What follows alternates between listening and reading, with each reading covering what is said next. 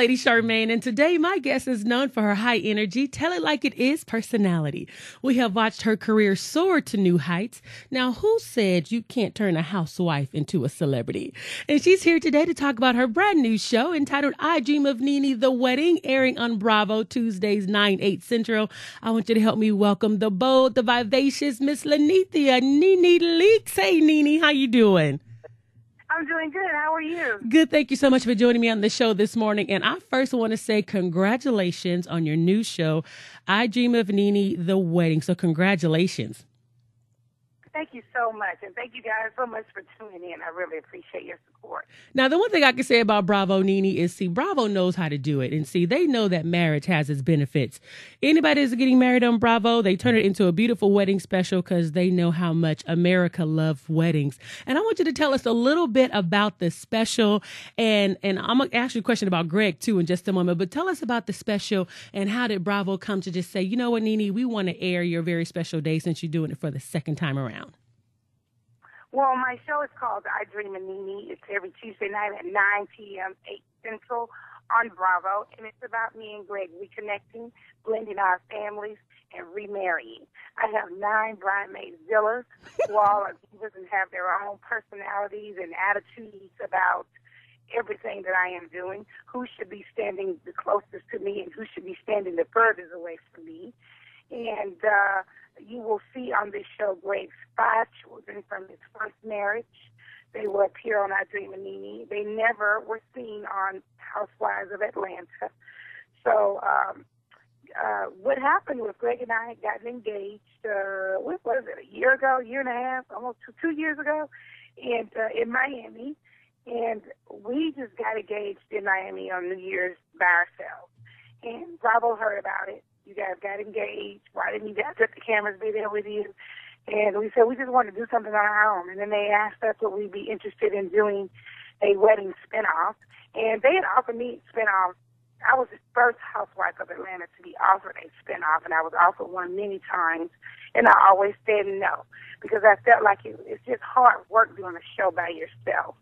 But Gregg and I broke up on television, so we decided to, remarry in front of everybody who saw us break up. Well, I'm so glad you guys did that because I'm enjoying the show. And I wanted to know, what are you and Gregg doing differently the second time around besides getting a prenup and bringing the family together? So what are you guys doing?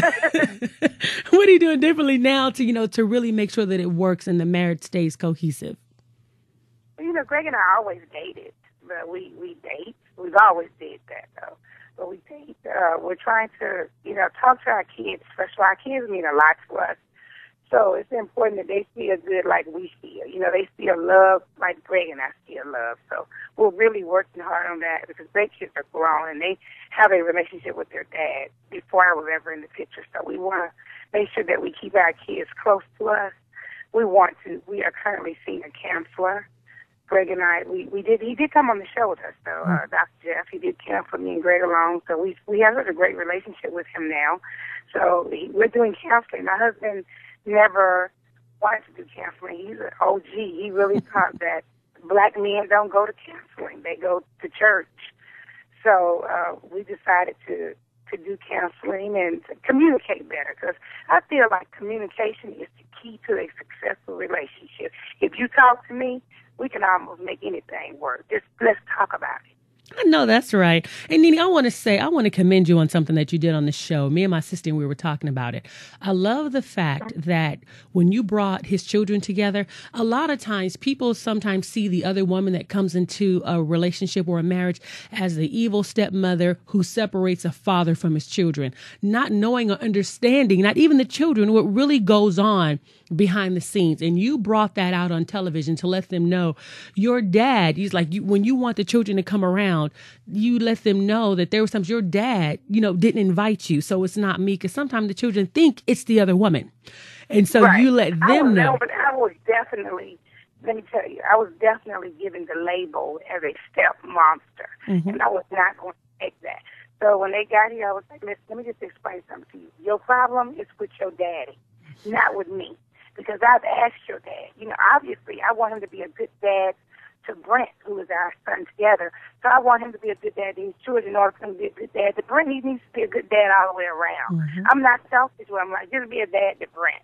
I wouldn't want that because remember, I have an older child who has a father as well, who's right here in Atlanta, and my son has a relationship with his dad and always have. And I haven't been with his dad since he was 3-4 years old. I mean, my son is 23. And I encourage Greg. Honestly, Greg had a bitter breakup with their mom. Mm-hmm. And not just Greg, their mother, too, was putting those kids in the middle and pulling them. And they just grew up being in the middle of their mom and father's BS.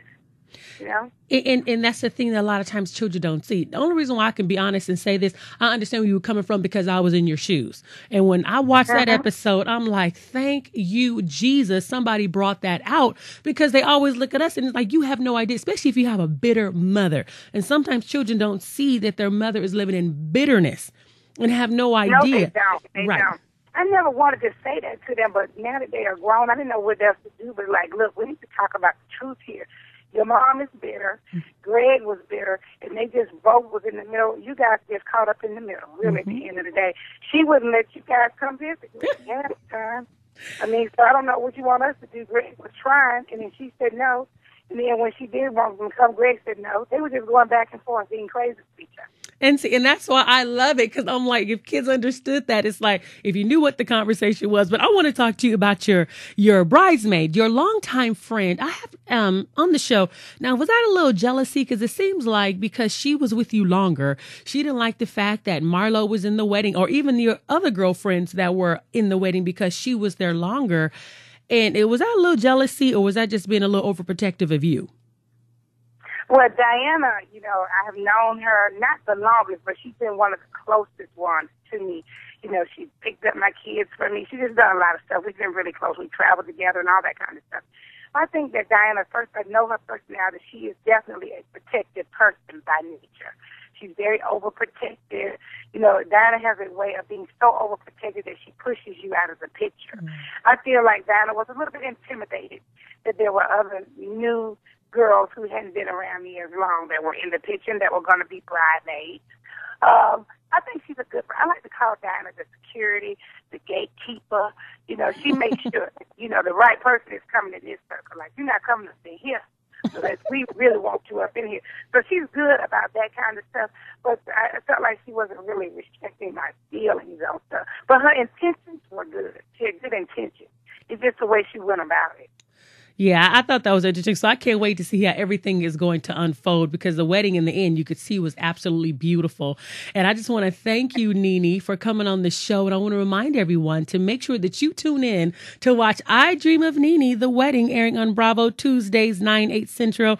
And we got to have you back on the show, because I want to talk about your pizza joint that you got here in Sacramento at the airport. I want to talk about Nene's entertainment company. So we got some more to talk about, Nene. So we got to have you come back. I will definitely come back. So you have to reach out. I will definitely come back. You guys know I'm executive producer, I Dream of Nene.